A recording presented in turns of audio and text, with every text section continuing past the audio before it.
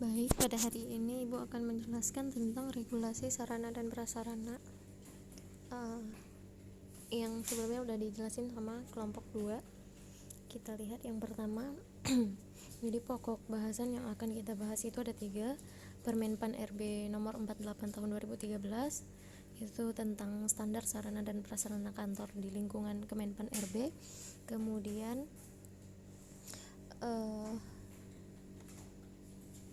Permendagri nomor 17 tahun 2007, dan juga yang terakhir ada Permendagri nomor 7 tahun 2006. Ya, semuanya tentang regulasi sarana dan prasarana di lingkungan pemerintahan.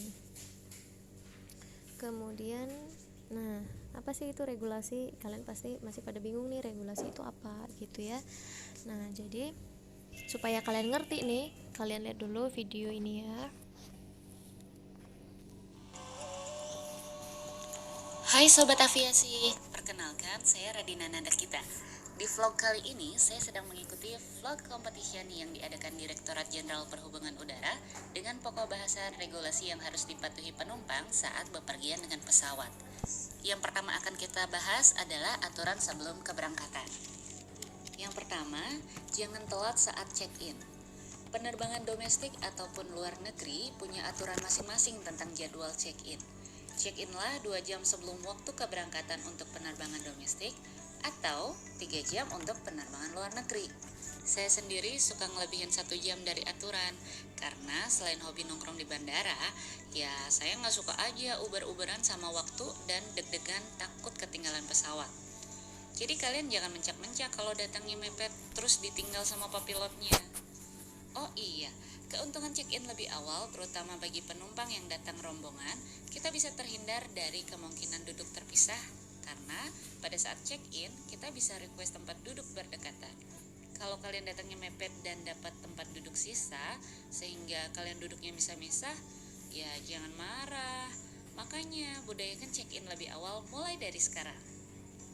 Yang kedua, pastikan kalian tidak membawa barang-barang berbahaya di dalam bagasi. Kenapa? Tentunya karena barang-barang berbahaya tersebut akan menghambat kalian saat proses pemeriksaan di X-ray bandara. Untuk kategori barang-barang berbahaya yang dilarang saat bepergian dengan pesawat, kalian bisa cek Google ya. Oh iya, buat informasi tambahan nih, jangan pernah kepikiran buat bercanda dengan berkata kalau kalian membawa bom di bagasi kalian. Sekalipun kalian tidak benar-benar membawanya, kalian bisa ditahan karena dianggap mengancam keselamatan penerbangan. Jadi penumpang yang bijak ya, gak usah norak. Oke, selanjutnya kita bahas aturan saat kalian sudah berada di dalam kabin pesawat. Yang pertama, jangan gunakan peralatan elektronik kalian selama lampu tanda kenakan sabuk pengaman dinyalakan. Bisa gak sih kalau handphone di flight mode aja? Bisa, tapi sebaiknya kalian tetap tidak menggunakan handphone selama proses boarding, take off, dan landing. Kalian bisa puas menggunakannya saat fase in-flight atau saat lampu tanda kenakan sabuk pengaman sudah dipadamkan. Mbak-mbak pramugari akan memberikan pengumuman terkait ini.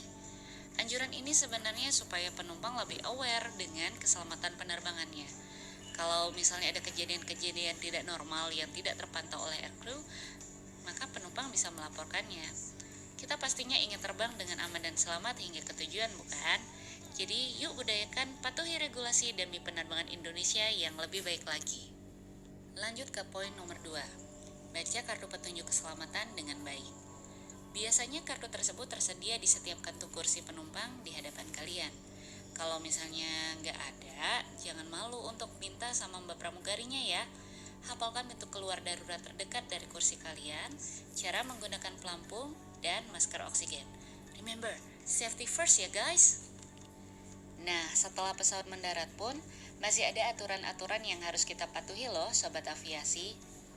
Yang pertama, jangan berdiri atau mengambil bagasi saat pesawat belum benar-benar berhenti atau sebelum pramugari mempersilahkan kalian keluar dari pesawat.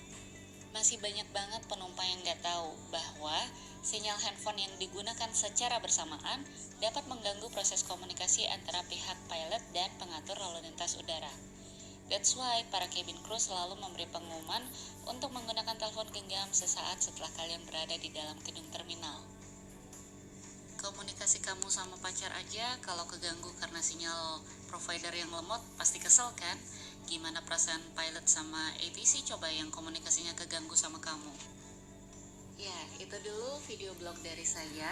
Semoga dengan adanya video ini kita bisa jadi penumpang yang lebih bijak, lebih... Nah, dari video tersebut kalian pasti udah tahu dong apa sih itu regulasi, ya kan? Karena di video ini dari tadi ngebahas tentang regulasi. Nah, oke. Jadi di sini bisa kita simpulkan, regulasi itu adalah persyaratan yang secara langsung ataupun tidak mengacu pada standar, spesifikasi atau pedoman tata cara. Nah, jadi standarnya misalnya kalian tadi naik pesawat, standarnya itu harus on time check-in-nya, kemudian harus beli tiket dulu sebelumnya gitu. Nah, kemudian ada spesifikasinya, misalnya kalian naik pesawat kelas ekonomi, itu kalian boleh duduk di seat mana aja gitu ya. Jadi ada spesifikasinya. Kemudian pedoman tata cara. Nah, pedomannya misalnya kalian udah sampai di pesawat, ketika lampu tanda kenakan sabuk pengaman, kalian harus udah pakai sabuk pengaman. Nah, itu adalah bagian-bagian dari regulasi ya.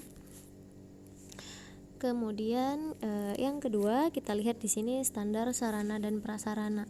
Nah, standar itu apa? Standar itu adalah pedoman yang dipakai sebagai ukuran baku.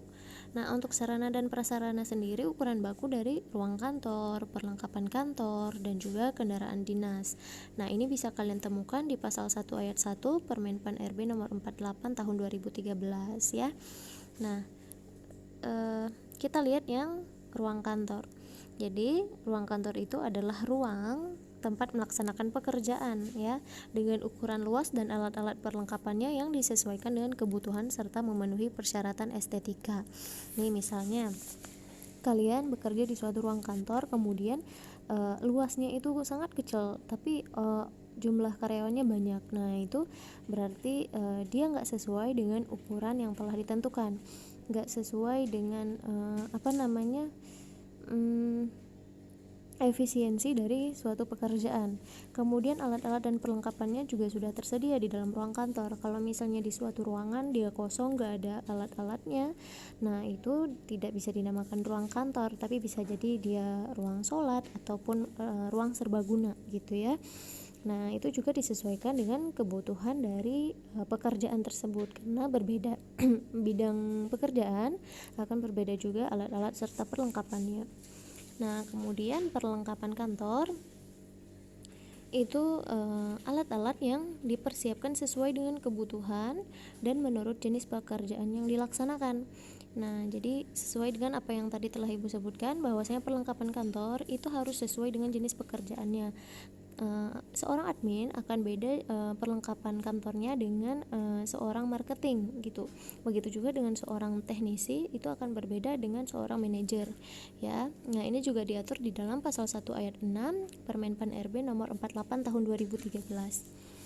Kemudian ada kendaraan dinas. Nah, kendaraan dinas ini adalah sarana kerja berupa alat transportasi yang digunakan untuk mendukung pelaksanaan tugas dan fungsi kementerian. Nah, ini bisa kalian temukan di pasal 1 ayat 13 Permenpan RB nomor 48 tahun 2013. Ya, jadi kalau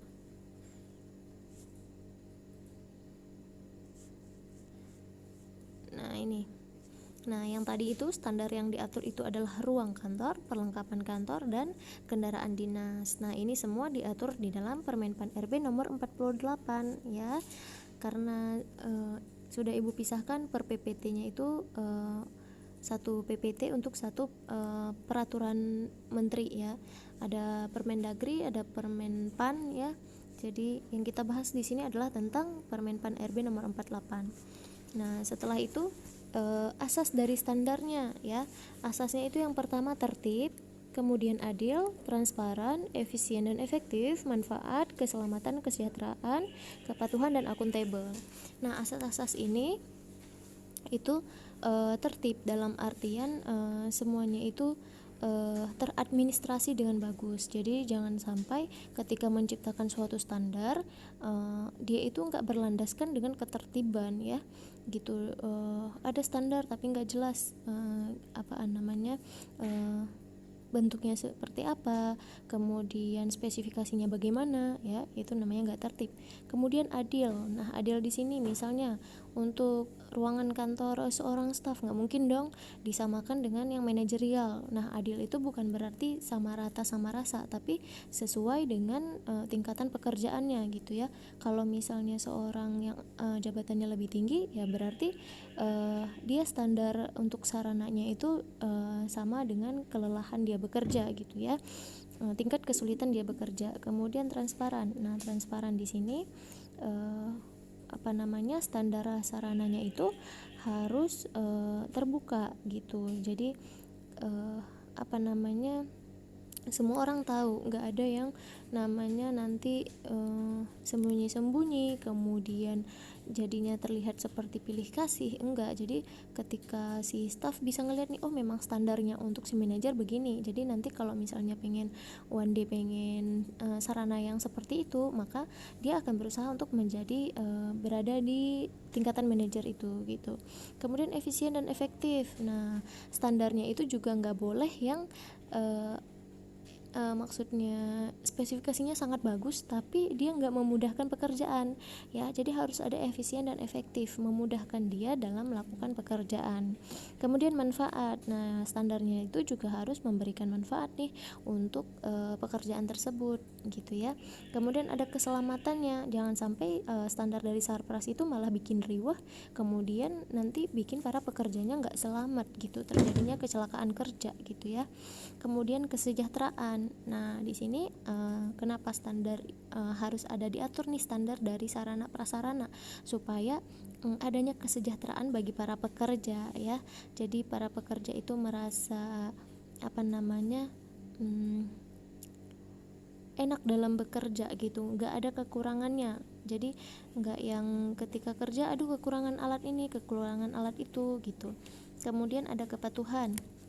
Nah, kepatuhan di sini jadi dengan adanya standar sarana dan prasarana ini bikin si pekerja itu jadi semakin patuh untuk melakukan pekerjaannya gitu ya. Kemudian akuntabel di sini bisa dipertanggungjawabkan gitu ya. Ada berapa nih standarnya, ada berapa barangnya, kemudian bisa diperhitungkan enggak untuk kebutuhan Sarprasnya seperti apa, sanggup enggak sih bagian atau bidang itu untuk mengadakan barang tersebut gitu. Nah, kemudian maksud dari penyusunan standar Sarpras itu sendiri, yang pertama kepastian ketentuan penggunaan ruangan kantor gitu ya. Jadi ada kepastian ketentuan, jangan sampai adanya suatu Sarpras ada kemudian gak ada standarnya, jadinya suatu ruangan itu ada tapi nggak tahu nih buat siapa nih diatur ruangan tersebut gitu. Kemudian keseragaman penggunaan. Nah, keseragaman penggunaan di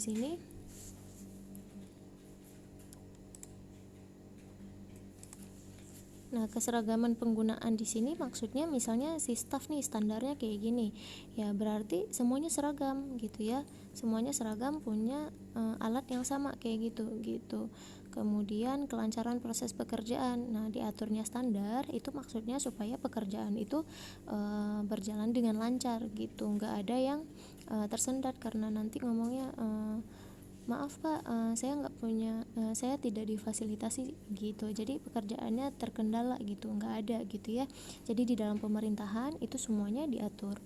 Nah, kemudian kemudahan komunikasi dan hubungan kerja. Nah, dengan adanya standar Sarpras ini, jadi adanya kemudahan dalam komunikasi dan juga hubungan kerja. Jadi ketika ada fasilitas, kita mau komunikasi dengan sesama teman kerja ataupun dengan atasan, itu jadi lebih memudahkan gitu ya. dan hubungan kerja pun akan terjalin dengan baik. Bayangkan kalau misalnya di suatu pekerjaan atau di perusahaan itu nggak ada standar sarprasnya, jadi nanti kita jadi sebel sama atasan karena nggak punya fasilitas, kemudian hubungan kerjanya jadi jelek karena merasa didiskriminasi gitu ya. Jadi itu maksud dari penyusunan standar sarprasnya. Kemudian adanya kelancaran tugas pengawasan dan keamanan.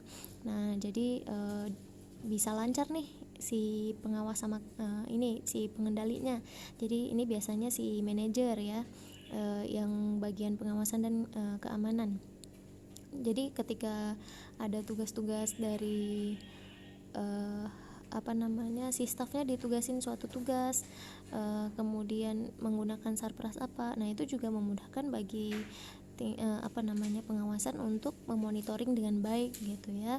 Kemudian memudahkan pengamanan arsip dan dokumentasi. Nah, jadi dengan adanya standar si sarpras ini itu bisa memudahkan pengamanan dari arsip-arsip. Kenapa? Karena udah ada standarnya nih, si sarpras ini udah ada standar. Jadi ketika pengamanan arsip nggak ada tuh yang yang kemarin ruangan ini alatnya apa aja ya.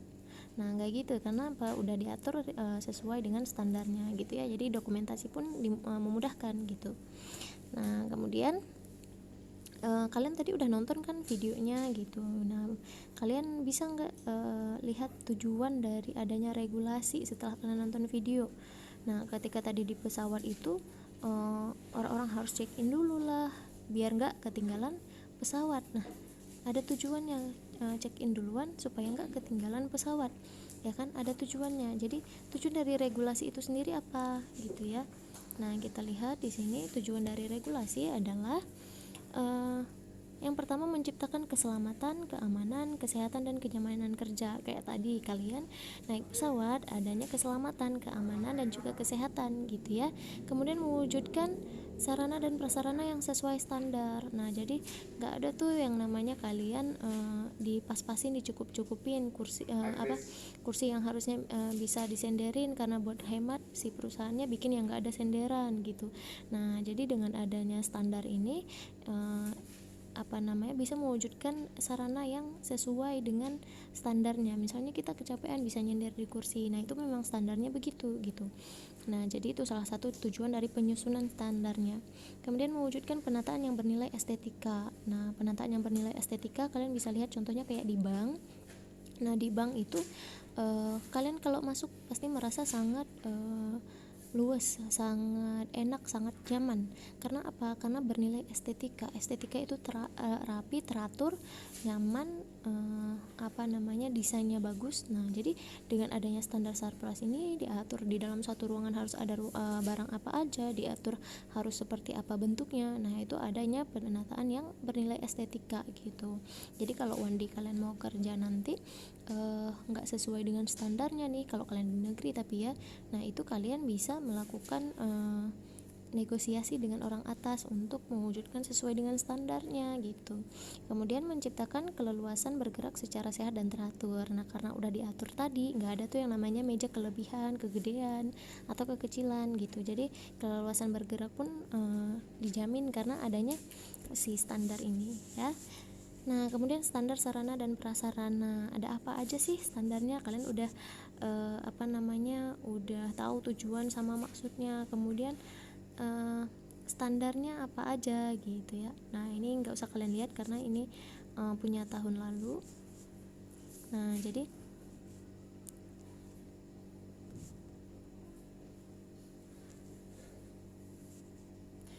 jadi untuk standar sarana dan prasarananya kita lihat di regulasi yang lainnya ya.